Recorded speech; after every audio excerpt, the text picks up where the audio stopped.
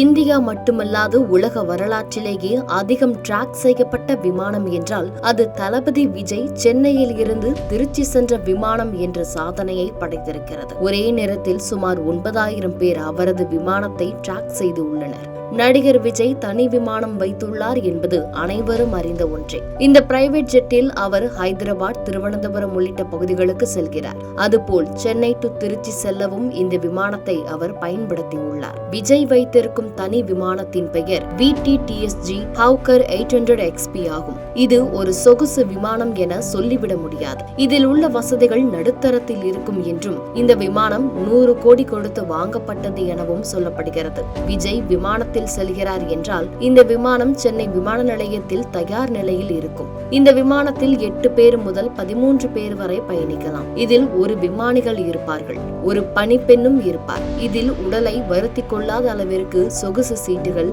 Satellite phone, meeting பேசுவதற்கான அறை என அனைத்தும் இருக்கும். இந்த விமானத்தால் 4000 கிலோமீட்டர் வரை கூட பறக்க முடியும் என்பதால் ஓய்வறையும் உள்ளது. இந்த விமானத்தை அவர் சிங்கப்பூருக்கு செல்ல பயன்படுத்தியுள்ளார். இந்த விமானம் குறித்து தொடர்ந்து ரகசியம் காக்கப்பட்டும் வருகிறது. இந்த விமானம் நேற்றைய தினம் சென்னையிலிருந்து திருச்சிக்கு சென்றது. விஜய் நேற்று பிரச்சாரத்தை தொடங்க இந்த விமானத்தை பயன்படுத்தினார். அப்பொழுது அவரது விமானத்தை பலரும் டிராக் செய்தனர். இந்த விமானம் நேற்று காலை சென்னையில் இருந்து காலை 8:55 மணிக்கு புறப்பட்டு திருச்சிக்கு 9:34 மணிக்கு வந்தடைந்தது. மொத்தம் 39 நிமிட பயணமாக இந்த பயணம் இருந்தது. இந்த விமானம் திருவனந்தபுரம், மும்பை, டெல்லி உள்ளிட்ட இடங்களுக்கு சென்றது. இந்த நிலையில் நேற்று விஜயின் விமானத்தை பலரும் டிராக் செய்ததால் சாதனை படைத்திருக்கிறது.